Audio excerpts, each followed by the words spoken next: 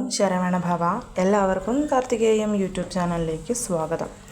ഇന്ന് ഞാൻ നിങ്ങളുമായിട്ട് പങ്കുവയ്ക്കുന്നത് നമ്മൾ തുടർച്ചയായ 6 വെള്ളി അല്ലെങ്കിൽ 6 രേവതി നക്ഷത്രത്തിൽ നമ്മുടെ വീടിനടുത്തുള്ള ദേവീക്ഷേത്രത്തിൽ സമർപ്പിക്കേണ്ടുന്ന ഒരു വസ്തുവിനെക്കുറിച്ചും അത് സമർപ്പിച്ചാൽ നമുക്ക് ലഭിക്കാൻ പോകുന്ന നന്മകളെക്കുറിച്ചും ഐശ്വര്യത്തെക്കുറിച്ചും എന്താണ് ഫലം എന്നതിനെക്കുറിച്ചുമൊക്കെയാണ്. അപ്പോൾ നമുക്ക് ഇന്നത്തെ വീഡിയോയിലോട്ട് പോകാം. അതിനു മുൻപായിട്ട് ഈ ഒരു മേടമാസത്തിലെ കർത്തവാവ്, രേവതി നക്ഷത്രം, 30 വെള്ളി ഇതൊക്കെ കൂടി ഒന്നിച്ചു വന്നിരിക്കുന്ന ദിവസമാണ് നാളെ എന്ന് പറയുന്നത്. കർത്തവാവും രേവതി നക്ഷത്രവും ഇന്ന് തുടങ്ങും. അപ്പോൾ നാളെ നമ്മൾ അഷ്ടലക്ഷ്മികളുടെ അനുഗ്രഹം ലഭിക്കാൻ വേണ്ടി ചൊല്ലേണ്ടുന്ന മന്ത്രത്തെക്കുറിച്ച്, ചെയ്യേണ്ടുന്ന വഴിപാടിനെക്കുറിച്ച് വീഡിയോ ചെയ്തിരുന്നു. അതേപോലെ ശനിയാഴ്ച വൈശാഖ മാസം ആരംഭിക്കുകയാണ്. ആ വീഡിയോ ഒക്കെ കണ്ടിട്ടില്ലാത്തവർ പോയി കാണണം. അപ്പോൾ നമ്മൾ എന്താണ് ചെയ്യേണ്ടത്? നമ്മുടെ വീട്ടിലോട്ട് ധനം വരണം, ഐശ്വര്യം വരണം, മംഗളകാര്യങ്ങൾ നടക്കണം, ശുഭകാര്യങ്ങൾ ഉണ്ടാവണം. ഇതൊക്കെ ആഗ്രഹിക്കുന്നവർ വേണം ഈ ഒരു കാര്യം ചെയ്യാൻ വേണ്ടിയിട്ട്. ഈ ഒരു കാര്യം നമ്മൾ ചെയ്യുമ്പം എല്ലാ വെള്ളിയാഴ്ചയും ഞാൻ പറഞ്ഞല്ലോ 6 വെള്ളിയില്ലെങ്കിൽ 6 രേവതി നക്ഷത്രത്തിൽ വേണം നമ്മളിത് ചെയ്യാനായിട്ടെന്ന്. അപ്പം തുടങ്ങുന്നത് ഈ ഒരു വെള്ളിയാഴ്ചയും രേവതി നക്ഷത്രവും ഒന്നിച്ചു ചേരുന്ന ദിവസമാണെങ്കിൽ അത് വളരെ വളരെ ഓസ്പിഷ്യസ് ആണ്. അപ്പോൾ അങ്ങനെ ഒരു ദിവസമാണ് നമുക്ക് നാളെ വന്നിരിക്കുന്നത്. നാളെ ഉച്ചയ്ക്ക് 12:02 രേവതി നക്ഷത്രം അവസാനിക്കും. അതുകൊണ്ട് നാളെ രാവിലെ വീടിനടുത്തുള്ള ക്ഷേത്രത്തിൽ പോയി നിങ്ങൾക്കിത് ചെയ്യാം. ലക്ഷ്മി ദേവിയുടെ ക്ഷേത്രമാണ് ഏറ്റവും ശ്രേഷ്ഠം. അതായത് വിഷ്ണു ഭഗവാനോടൊപ്പം ലക്ഷ്മി ദേവി ഉള്ളത്, രാധാകൃഷ്ണ ക്ഷേത്രം, അങ്ങനെയൊക്കെ. അതില്ലെങ്കിൽ ഏതൊരു ദേവീ ക്ഷേത്രമാണെങ്കിലും എടുക്കാം. പക്ഷേ ഭദ്രകാളി ക്ഷേത്രത്തിൽ മാത്രം പോവരുത്. കാരണം കാളിയമ്മയെ ഇവിടെ നമ്മൾ ആ രീതിയിൽ നമ്മൾ പ്രാർത്ഥിക്കാനായിട്ട് പറ്റില്ല. പകരം ഭദ്രകാളി ഒഴിച്ചുള്ള ഏതൊരു ക്ഷേത്രവും നമുക്കിതിനായിട്ട് തിരഞ്ഞെടുക്കാവുന്നതാണ്. ദുർഗ എടുക്കാം, ഭുവനേശ്വരി എടുക്കാം, ഭഗവതി എടുക്കാം. അങ്ങനെ ഇപ്പോൾ നമ്മുടെ നാടുകളിൽ പല പേരുകളിലായിട്ടായിരിക്കും ഓരോ ക്ഷേത്രങ്ങളിൽ ദേവിയുള്ളത്. അപ്പോൾ ഭദ്രകാളി എന്നുള്ള സങ്കല്പമല്ലാത്ത, ഭദ്രകാളി പ്രതിഷ്ഠയല്ലാത്ത ക്ഷേത്രങ്ങളിൽ നമുക്കിത് ചെയ്യാം. പിന്നെ തുടർച്ചയായിട്ടുള്ള 6 വെള്ളിയാഴ്ചകളിൽ നമ്മളിത് ചെയ്യുമ്പോൾ ഇടയ്ക്ക് പീരിയഡ്സ് വന്ന് മുടങ്ങുമോ എന്ന് ചോദിച്ചാൽ ആ ഒരാഴ്ച നമുക്ക് സ്കിപ്പ് ചെയ്താൽ മതിയാകും.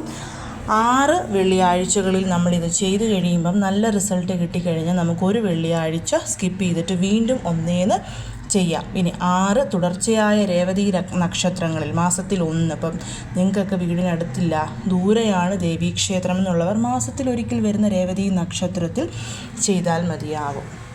അപ്പോൾ ഏത് രീതിയിൽ ചെയ്താലും നല്ല റിസൾട്ട് തന്നെ നമുക്ക് ലഭിക്കും. പിന്നെ എപ്പോഴും പറയുന്നത് പോലെ പീരിയഡ്സ്, പുല, വാലായ്മ, അപ്പം പീരിയഡ്സ് ഒഴിച്ച് പുല, വാലായ്മ പോലുള്ള കാര്യങ്ങൾ വന്ന് നമ്മളിത് ചെയ്യുമ്പോൾ മുടങ്ങിപ്പോയാൽ വീണ്ടും ഒന്നേന്ന് നമ്മൾക്കിത് ചെയ്യണം. ഇനി അബ്രോഡൊക്കെ താമസിക്കുന്നവരാണ്, വീട്ടിലുള്ള ആരെങ്കിലും കൊണ്ടിത് ചെയ്യിക്കാവോ എന്ന് ചോദിച്ചു കഴിഞ്ഞാൽ തീർച്ചയായിട്ടും നമ്മുടെ വീട്ടിലുള്ള അച്ഛനെ കൊണ്ടോ അമ്മയെ കൊണ്ടോ സഹോദരങ്ങളെ കൊണ്ടോ ആരെ കൊണ്ട് വേണമെങ്കിലും നമുക്കിത് ചെയ്യിക്കാം. പക്ഷേ നമ്മുടെ കുടുംബത്തിലോട്ടുള്ള പ്രോസ്പെരിറ്റി, ഐശ്വര്യം ഇതൊക്കെ വരുമ്പം നമ്മൾ തന്നെ ചെയ്യുമ്പം അതിന് വളരെയധികം ഫലപ്രാപ്തി ഉണ്ടാകും. പ്രത്യേകിച്ച് ആ കുടുംബത്തിലെ സ്ത്രീ മഹാലക്ഷ്മിയാണ്, ശുക്രഭഗവാന്റെ അംശമാണ്.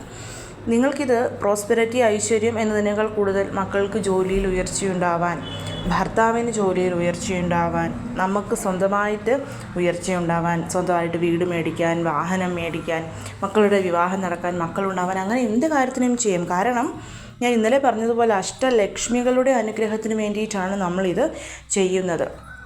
പിന്നെ രേവതി നക്ഷത്രം എന്തുകൊണ്ട് സെലക്ട് ചെയ്തെന്ന് വെച്ചാൽ രേവതി നക്ഷത്രം ശുക്രഭഗവാനുമായിട്ട് ബന്ധപ്പെട്ടിട്ടുള്ള നക്ഷത്രമാണ്. ശുക്രൻ ഉച്ചമടയുന്നത് മീനരാശിയിലെ രേവതി നക്ഷത്രത്തിലാണ്. അതുമാത്രവുമല്ല, നമുക്ക് കളഞ്ഞു പോയിട്ടുള്ള, നമ്മളിൽ നഷ്ടപ്പെട്ടു പോയിട്ടുള്ള എന്തൊരു വസ്തുവിനെയും തിരിച്ച് നമ്മളിലോട്ട് എത്തിക്കാൻ നമ്മളെ സഹായിക്കുന്നതാണ് ഈ ഒരു രേവതി നക്ഷത്രം എന്ന് പറയുന്നത്.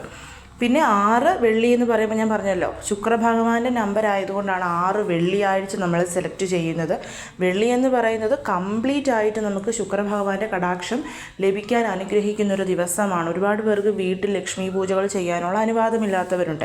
അപ്പോൾ അങ്ങനെയുള്ളവർക്ക് ക്ഷേത്രത്തിൽ പോയി ഇത് ചെയ്യാം. 6 വെള്ളിയാഴ്ച തുടർച്ചയായിട്ട് ഇത് ചെയ്യുമ്പോൾ എല്ലാ വെള്ളിയാഴ്ചയും ഒരേ സമയത്ത് പോകുന്നതാണ് ഏറ്റവും നല്ലത്. അതിൽ പർട്ടിക്കുലറായിട്ട് പറഞ്ഞു കഴിഞ്ഞാൽ രാവിലെ 6 to 7 വരുന്ന ശുക്രഹോര സമയത്ത് പോയി ചെയ്യാൻ പറ്റില്ല. അത് അതീവ വിശേഷമാണ്. പിന്നെ ഉച്ചയ്ക്കും രാത്രിയിലും ആ സമയത്ത് ക്ഷേത്രം തുറന്നിരിക്കില്ലല്ലോ. ഇനി രാവിലെ പോകാൻ പറ്റിയില്ലെങ്കിൽ വൈകിട്ടാണെങ്കിലും പോയാൽ മതിയാകും. പക്ഷേ ആ ഒരു 6 ആഴ്ചയും കറക്റ്റ് സമയം പാലിക്കാനായിട്ട് നമുക്ക് ശ്രമിക്കാൻ പറ്റുമെന്നുണ്ടെങ്കിൽ തീർച്ചയായിട്ടും ആ ഒരു സമയം പാലിക്കാനായിട്ട് ശ്രമിക്കണം.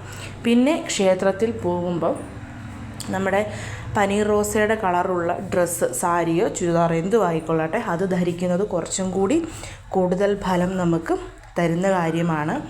പിന്നെ ക്ഷേത്രത്തിൽ പോകുന്നതിന് മുൻപായിട്ട് വായിലൊരല്പം ഏലക്കായിട്ട് ചവച്ച് മിഴുങ്ങാൻ താല്പര്യമുള്ളവർക്ക് മിഴുങ്ങാം, ഇല്ലാത്തവർക്ക് അത് തുപ്പിക്കളയാം. ആ ഒരു സ്മെല്ലോടുകൂടി ഈ ഒരു കാര്യത്തിന് വേണ്ടിയിട്ട് ക്ഷേത്രത്തിലോട്ട് പോകുന്നതും വളരെ വളരെ നല്ല കാര്യമാണ്. അപ്പം ഇതാണ് നമ്മൾ ക്ഷേത്രത്തിൽ പോകുന്നതിന് മുൻപ് ശ്രദ്ധിക്കേണ്ടുന്ന കുറച്ച് കാര്യങ്ങൾ. ക്ഷേത്രത്തിൽ പോകുമ്പം വീട്ടിൽ നിന്ന് വഴക്കുണ്ടാക്കി ഇറങ്ങരുത്. അതേപോലെ തന്നെ മക്കളെ ആണെങ്കിലും വീട്ടിലുള്ള ആരെയാണെങ്കിലും വഴക്ക് പറഞ്ഞിട്ടിറങ്ങരുത്. നല്ല മനസ്സോടുകൂടി തന്നെ ഇറങ്ങണം. കുളിച്ച് ശുദ്ധമായിട്ട് നല്ല മനസ്സോടുകൂടി ക്ഷേത്രത്തിലോട്ട് പോകണം. ഈ ഒരു കാര്യം ചെയ്യാൻ ഇത്രയും കാര്യങ്ങൾ നമ്മൾ ശ്രദ്ധിക്കണം. ഇനി ക്ഷേത്രത്തിൽ പോകുമ്പം നമ്മൾ എന്ത് വസ്തുവാണ് സമർപ്പിക്കേണ്ടത്? മറ്റൊന്നുമല്ല, ഏലക്കായാണ് സമർപ്പിക്കേണ്ടത്. 21 എണ്ണത്തിൽ ഏലക്ക. ശ്രദ്ധിക്കേണ്ട കാര്യം, എല്ലാ ആഴ്ചയും പുതിയ ഏലക്ക തന്നെ നമ്മൾ ക്ഷേത്രത്തിൽ സമർപ്പിക്കണം. പിന്നെ പോകുന്ന വഴിക്ക് വാങ്ങിക്കൊണ്ട് പോയി ക്ഷേത്രത്തിൽ സമർപ്പിക്കാമോ? അതൊരിക്കലും ചെയ്യരുത്. നമ്മുടെ വീട്ടിൽ നിന്ന് തന്നെ 21 ഏലക്ക നമ്മൾ എണ്ണിയെടുത്ത് ഒരു റെഡ് കളർ ക്ലോത്തിൽ വെച്ച് കെട്ടി വേണം ക്ഷേത്രത്തിലോട്ട് പോകുമ്പോൾ കൊണ്ടുപോകാൻ. ഇതൊക്കെ മൈന്യൂട്ടായിട്ട് ഈ ഒരു കാര്യത്തിൽ നമ്മൾ ശ്രദ്ധിക്കേണ്ടതാണ്. എങ്കിൽ മാത്രമേ നമുക്കതിന് ഫുൾ ഫലം കിട്ടുകയുള്ളൂ. വെള്ളിയാഴ്ച വൈകിട്ടാണ് ക്ഷേത്രത്തിൽ പോകുന്നതെങ്കിൽ രാവിലെ നമുക്ക് ഏലക്ക മേടിക്കാം. അങ്ങനെ അല്ല എന്നുണ്ടെങ്കിൽ വ്യാഴാഴ്ച ഏലക്ക മേടിക്കാം. അതിന് മുൻപായിട്ട് നമ്മൾ ഏലക്ക മേടിച്ച് നേരത്തെ വീട്ടിൽ വെക്കരുത്. പോകുന്നതിൻ്റെ തലേ ദിവസം മാത്രമേ വാങ്ങാവുള്ളൂ. അപ്പോൾ പോകുന്നതിന് മുൻപ് കുളിച്ച് ശുദ്ധമായി നമ്മൾ ക്ഷേത്രത്തിൽ പോകാനെല്ലാം തയ്യാറായി കഴിയുമ്പോൾ റെഡ് കളറിലെ ക്ലോത്ത് എടുക്കുക. എല്ലാ ആഴ്ചയിലും ഒരേ ക്ലോത്ത് മതി. ഇപ്പം നാളെ നമ്മൾ ക്ഷേത്രത്തിൽ പോകുമ്പോൾ ഈ ക്ലോത്തിൽ കെട്ടി ഏലക്ക കൊണ്ടുപോയാൽ തിരിച്ച് ആ ക്ലോത്ത് വീട്ടിൽ കൊണ്ടുവന്ന് കഴുകി ഉണക്കണം. കഴുകി ഉണക്കുമ്പം റോസ് വാട്ടറിൽ മുക്കി പിഴിഞ്ഞ് ഉണക്കിയെടുക്കുന്നതാണ് കൂടുതൽ നല്ലത്. റോസ് വാട്ടർ ഇല്ലെങ്കിൽ ശുദ്ധമായ ജലമാണെങ്കിലും മതിയാവും. എന്നിട്ട് നമ്മൾ ഏലക്ക എടുത്ത് ഓരോ ഏലക്കായിട്ട് എണ്ണി ആ ഒരു തുണിയിലോട്ട് നമ്മൾ വെക്കുമ്പോൾ നിങ്ങളുടെ ആഗ്രഹം, ഇപ്പോൾ കുടുംബത്തിൽ ഐശ്വര്യം വേണം, ധനസമൃദ്ധി ഉണ്ടാവണം, അങ്ങനെയുള്ള കാര്യം.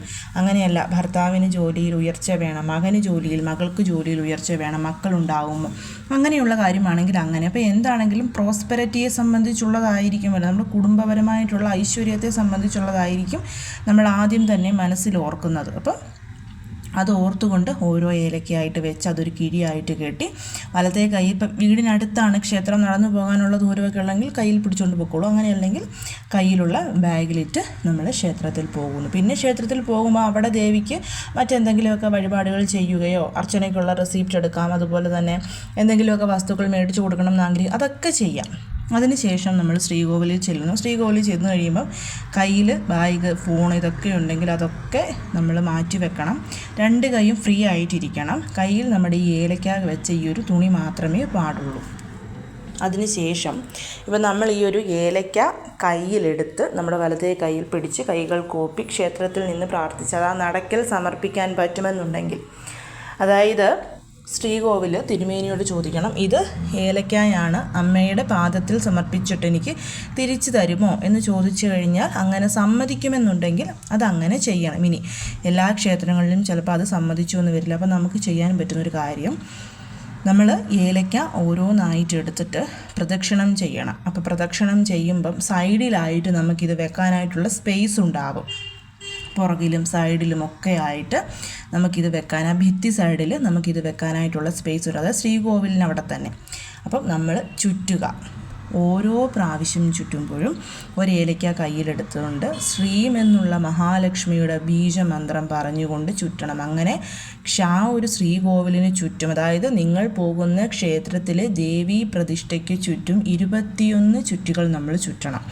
ഓരോ ചുറ്റുമ്പോഴും ശ്രീം എന്ന് മഹാലക്ഷ്മിയുടെ ബീജമന്ത്രം ചൊല്ലി ആ ഏലക്ക നമ്മൾ സമർപ്പിക്കണം, സൈഡിലായിട്ട് എവിടെയെങ്കിലും. ഇനി ശ്രീകോവിലിനുള്ളിൽ സമർപ്പിക്കാൻ പറ്റുമെന്ന് തിരുമേനി സമ്മതിച്ചാൽ നമ്മൾ ആ ഏലക്ക നമ്മുടെ കയ്യിൽ പിടിച്ചിട്ട് അത് കിഴിയായിട്ട് കെട്ടി വെച്ചിരിക്കുകയാണല്ലോ, അത് കയ്യിൽ പിടിച്ചുകൊണ്ട് ശ്രീമെന്നുള്ള മഹാലക്ഷ്മിയുടെ ബീജമന്ത്രം ചൊല്ലിക്കൊണ്ട് 21 പ്രാവശ്യം ചുറ്റുക. ഓരോ പ്രാവശ്യം ചുറ്റുമ്പോഴും അപ്പോൾ ശ്രീമെന്നുള്ളത് വളരെ ചെറിയൊരു വാക്കായതുകൊണ്ട് ശ്രീകോവിലിൻ്റെ മുമ്പിൽ നിന്ന് ചുറ്റി തുടങ്ങുമ്പോൾ തന്നെ ചിലപ്പോൾ അത് തീർന്നു പോകും. പക്ഷേ നിങ്ങൾ വീണ്ടും രണ്ടാമത് അപ്പം തന്നെ ചൊല്ലരുത്. ഒരൊറ്റ ചുറ്റുന്നതിനും വരെ ശ്രീമെന്നുള്ള ഒറ്റ തവണ. അതിനുശേഷം രണ്ടാമത് ചുറ്റു പോകുമ്പോൾ മാത്രമേ രണ്ടാമത് നമ്മൾ ചൊല്ലാവുള്ളൂ. അത് ശ്രദ്ധിക്കണം. അങ്ങനെ 21 ചുറ്റുകൾ ചുറ്റിയതിന് ശേഷം അത് ക്ലോത്തോടു കൂടി തിരുമേനിക്ക് അകത്തോട്ട് കൊടുക്കണം. അങ്ങനെയല്ല, ക്ലോത്തിൽ നിന്ന് എടുത്തു കൊടുക്കാൻ പറഞ്ഞ് എങ്ങനെയാണെങ്കിലും അത് അകത്തോട്ട് കൊടുക്കണം. അങ്ങനെയല്ലെന്നുണ്ടെങ്കിൽ ഞാൻ പറഞ്ഞതുപോലെ സൈഡിൽ വെക്കുക. അതിനുശേഷം തിരുമേനി തിരിച്ച് തരുമ്പോൾ ആ ഏലയ്ക്ക അതേപടി നമ്മുടെ വീട്ടിലോട്ട് കൊണ്ടുവന്നിട്ട് അത് ആ തുണിയിൽ നിന്നും എടുത്ത് ഒരു ചെറിയ ടിന്നിലോ മറ്റോ ഇട്ട് നമ്മൾ ക്യാഷ് വെക്കുന്ന ഭാഗത്തോ വീടിൻ്റെ നോർത്ത് ഈസ്റ്റ് കോർണറിലോ വെച്ചാൽ മതിയാവും. അത് അവിടെ തന്നെ ഇരുന്ന് കൊള്ളട്ടെ. അത് മാറ്റുകയേ വേണ്ട. എല്ലാ ആഴ്ചയിലും നമ്മൾ പോയിട്ട് വരുമ്പോൾ, അതായത് 6 ആഴ്ചയും നമ്മൾ പോയിട്ട് വരുമ്പോൾ അതങ്ങനെ തന്നെ സൂക്ഷിച്ച് വെക്കാം. ഇനി ക്ഷേത്രത്തിൽ ഞാൻ പറഞ്ഞതുപോലെ ഭിത്തി സൈഡിൽ വെക്കുന്നവരാണെങ്കിൽ അത് ആ ഒരു ചുറ്റുവട്ടത്ത് എവിടെയെങ്കിലും വെച്ചാൽ മതിയാവും. എങ്ങനെ വെച്ചാലും ഇതിന് ഫലം ഒന്ന് തന്നെയാണ്. നമ്മളിത് സത്യത്തിൽ ദേവിക്ക് സമർപ്പിക്കാൻ വേണ്ടി കൊണ്ടുപോകുന്നതുകൊണ്ട് ക്ഷേത്രത്തിൽ തന്നെ സമർപ്പിക്കുന്നതാണ് ഏറ്റവും ശ്രേഷ്ഠം. അപ്പം നമ്മളിത് തിരുമേനിക്ക് കൊടുക്കുമ്പം തിരിച്ച് തരണം എന്ന് പറയണമെന്നുള്ള നിർബന്ധമൊന്നുമില്ല. ഞാനിത് അമ്മയ്ക്ക് സമർപ്പിക്കാൻ കൊണ്ടുവന്നതാണ് എന്ന് പറഞ്ഞ് ഞങ്ങൾ കൊടുത്താലും മതി. നിങ്ങൾക്കിത് തിരിച്ച് വേണോ എന്ന് ചോദിച്ചു കഴിഞ്ഞാൽ തീർച്ചയായും നിങ്ങളത് തിരിച്ച് വേണമെന്ന് പറഞ്ഞ് വാങ്ങിച്ചോളൂ. അതിലൊന്നും തെറ്റുകളൊന്നും തന്നെയില്ല. അങ്ങനെ 21 പ്രാവശ്യം ചുറ്റി. 21 ചുറ്റുകൾ ചുറ്റുമ്പോൾ തലകറങ്ങും അല്ലെങ്കിൽ ഞങ്ങൾക്ക് ക്ഷീണമുണ്ട് എന്നൊക്കെ പറയുന്നവർ ഒറ്റയടിക്ക് തന്നെ ഇത് ചുറ്റി തീർക്കുന്നതാണ് നല്ലത്. അങ്ങനെയല്ല, ഞങ്ങൾക്കൊരു 10 ചുറ്റിയപ്പോഴത്തേനും മടുത്തു, ഒരു ബുദ്ധിമുട്ട് തോന്നുന്നുണ്ടെങ്കിൽ ഒരു 2-3 സെക്കൻഡ് ഒന്ന് റെസ്റ്റ് ചെയ്തിട്ട് വീണ്ടും അത് കംപ്ലീറ്റ് ചെയ്ത് തീർക്കാവുന്നതാണ്. അപ്പം ഇതാണ് നമ്മൾ ചെയ്യേണ്ടുന്ന കാര്യം. ഇത് തുടർച്ചയായിട്ട് ചെയ്യണം. കഴിയുന്നതും നമ്മളത് മുടക്കാതെ നോക്കണം. ഇപ്പോൾ പീരിയഡ്സ് ഒക്കെ ആകും, ഒരു വെള്ളിയാഴ്ച, ഇപ്പം 3 വെള്ളിയാഴ്ച ചെയ്തു, 4ാമത്തെ വെള്ളിയാഴ്ച വരുമ്പോൾ പീരിയഡ്സ് ആകുമെന്ന് ഉറപ്പുണ്ടെങ്കിൽ നിങ്ങൾ അന്ന് രാവിലെ തന്നെ അങ്ങ് പോയി അങ്ങ് ചെയ്തോണം. അതായത് നോക്കിയിരിക്കരുത്. കഴിഞ്ഞു പോയ വെള്ളിയാഴ്ചകളിൽ ഞാൻ വൈകിട്ടാണ് പോയത്, അതുകൊണ്ട് ഈ വെള്ളിയാഴ്ച ഞാൻ വൈകിട്ട് തന്നെ പൊക്കോട്ടെ എന്ന് പറഞ്ഞിരിക്കേണ്ട. പീരിയഡ്സ് ഒക്കെ ആകുമെന്നൊരു വിശ്വാസമുള്ളവർ അന്ന് രാവിലെ തന്നെ പോയി അങ്ങ് ചെയ്തിട്ട് വരണം. അങ്ങനെയൊക്കെ നമ്മൾ ഇത് മുടക്കാതെ നോക്കണം. പിന്നെ അല്ലാതെ കാര്യങ്ങൾ, പീരിയഡ്സ് അല്ലാതെ മറ്റെന്തെങ്കിലും കാരണങ്ങൾ കൊണ്ട് മുടങ്ങിപ്പോയാൽ തീർച്ചയായും നിങ്ങളുടെ വീട്ടിലോട്ട് ആ ഒരു ഐശ്വര്യം വരുന്നതിന് ഒരു തടസ്സമുണ്ട് എന്നുള്ളതാണ് അതിൻ്റെ പിന്നിലുള്ളൊരു കാരണം. അതുകൊണ്ട് കഴിയുന്നതും ഒരു രോഗം വന്നാൽ പോലും, ഒരു പനി വന്നാൽ പോലും കഴിയുന്നതും മുടക്കാതെ ചെയ്യാനായിട്ട് ശ്രമിക്കണം. വളരെ പെട്ടെന്ന്, നമ്മളൊന്നും വിചാരിക്കുന്നതിനേക്കാൾ കൂടുതൽ ഇരട്ടി ഫലം കിട്ടുന്ന ഒരു പരിഹാരമാണിത്. 21 ഏലക്കായുടെ ആവശ്യം മാത്രമേ നമ്മൾക്കുള്ളൂ. പിന്നെ ഞാൻ പറഞ്ഞ കുഞ്ഞു കുഞ്ഞു കാര്യങ്ങളും കൂടി നിങ്ങളൊന്ന് ശ്രദ്ധിക്കണം. അപ്പോൾ എല്ലാവരും ഇത് ചെയ്യാൻ ശ്രമിക്കൂ. എല്ലാവരെയും മുരുകൻ അനുഗ്രഹിക്കട്ടെ. ഓം ശരവണ ഭവ.